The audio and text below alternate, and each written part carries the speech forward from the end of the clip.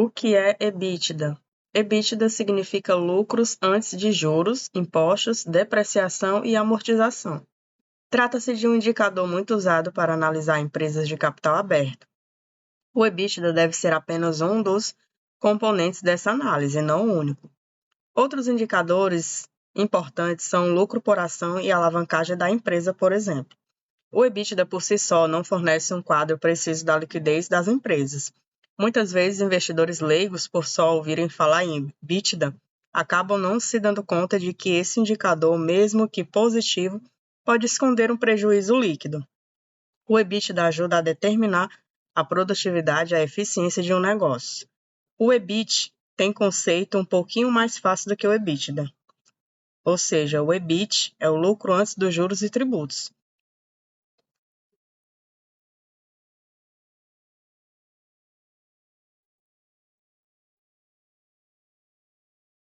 Diferença entre o EBIT e o EBITDA.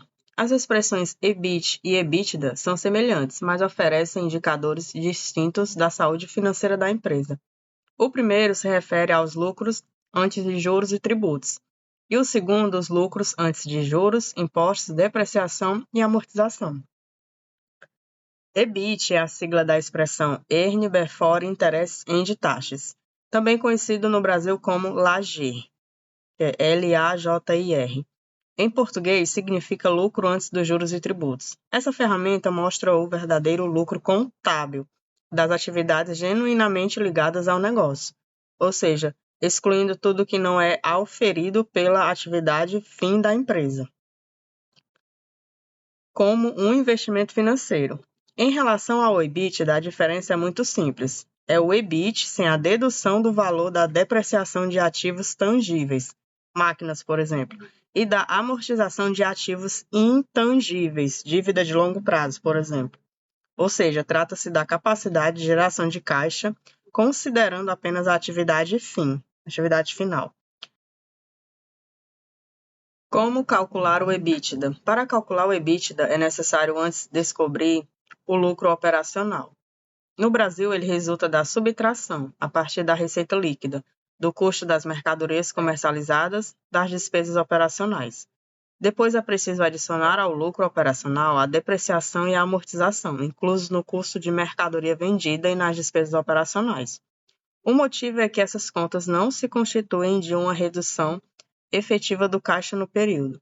Por outro lado, também é possível calcular o EBITDA começando pelo lucro líquido da empresa, ou seja, pelo final do demonstrativo do resultado, DRE. Assim, é necessário somar ao lucro líquido da empresa o imposto de renda, IR, e contribuição social, CSLL, o resultado financeiro líquido, a depreciação e a amortização. Para quem pensa em investir em uma empresa de capital aberto na Bolsa de Valores brasileira, a boa notícia é que elas costumam publicar esse indicador em seus balanços, para facilitar o trabalho dos analistas do mercado. Lucro operacional. Lucro operacional é aquele gerado pela operação do negócio, subtraindo despesas administrativas, comerciais e operacionais. Ele oferece uma visão bem completa sobre os resultados financeiros da empresa. Ele é calculado com essa fórmula: lucro operacional igual lucro bruto menos despesas operacionais mais receitas operacionais. Esse valor faz parte da demonstração do resultado do exercício, DRE. Esse documento é um resumo dos resultados em um período, geralmente um ano. É uma das melhores ferramentas para analisar empreendimentos e é bastante usada no mercado. É importante não confundir lucro operacional com lucro bruto. O lucro bruto, na verdade, é um estágio anterior dele. Subtraem-se as despesas administrativas, comerciais e operacionais, para chegar posteriormente ao lucro operacional. Depreciação e amortização. A definição de depreciação pode parecer complicada, mas não é. Trata-se da apuração de um valor depreciável de um ativo ao longo da sua vida útil. Isto é, a notação da redução do valor dos bens por desgaste ou perda de utilidade, seja por ação da natureza, ação humana ou obsolência.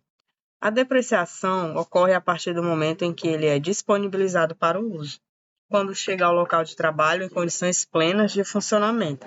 Esse cálculo da depreciação não termina quando o ativo fica ocioso, a menos que ele esteja totalmente depreciado. A amortização parte de uma lógica semelhante. Consiste na alocação sistemática do valor amortizável de ativo intangível, como marcas e patentes, por exemplo, ao longo do tempo. A diferença básica entre os dois é que o primeiro se impõe sobre ativos físicos, como uma mesa de trabalho, e o segundo sobre ativos intangíveis, como direitos ou despesas com prazo limitado, seja legal ou contratual.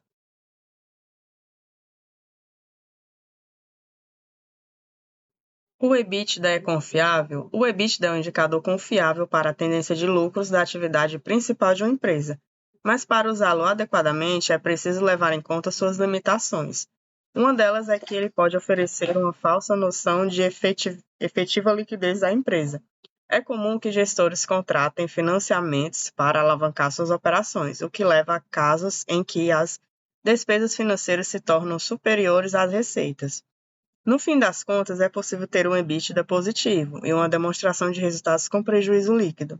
Além disso, o EBITDA não deixa claro qual será o reinvestimento necessário nos ativos nos próximos anos, o que também pode promover uma visão distorcida da saúde financeira da empresa, ou seja, avaliar uma empresa exclusivamente através desse indicador pode não proporcionar as respostas mais corretas sobre as habilidades de geração de caixa no futuro. Por isso, esse indicador não é único avaliado pelos especialistas e analistas do mercado. Hoje, os resultados são percebidos também considerando o lucro por ação e o fluxo de caixa operacional, para apresentar uma dimensão mais completa da capacidade da empresa em se sustentar, crescer e dar lucro. Vantagens do EBITDA. Entre elas estão: oferece uma régua importante para o analista determinar a produtividade e a eficiência de um negócio, já que retira da equação os efeitos de decisões contábeis e financiamentos. A evolução do EBITDA ao longo dos anos mostra aos acionistas a capacidade da empresa em promover e entregar eficiência e produtividade. A comparação do EBITDA de diferentes empresas, inclusive de diferentes setores, fornece análise de competitividade ao remover o impacto dos custos de financiamentos, que podem ser muito altos em indústrias pesadas e de tecnologia. Essa comparação pode ser até de duas ou mais empresas de países diferentes, já que o EBITDA acaba sendo um indicador universal, especialmente porque deixa de fora fatores locais como a tributação. Desvantagens do EBITDA. Entre as desvantagens, podemos elencar: o uso exclusivo do EBITDA como indicador elimina da lupa de análise, por exemplo, uma possível alta alavancagem, que pode comprometer os resultados e caixa no futuro. Uma empresa que investe em ativos financeiros para o futuro não terá esse esforço de economia, recompensado pelo EBITDA, e passará abatido de um analista que se baseia apenas nesse indicador. A liquidez de uma empresa não pode ser determinada pelo EBITDA, e essa capacidade de converter investimento em dinheiro também é essencial para compreender o valor real da companhia. Investidores leigos podem não entender que um EBITDA positivo pode esconder prejuízo líquido da empresa.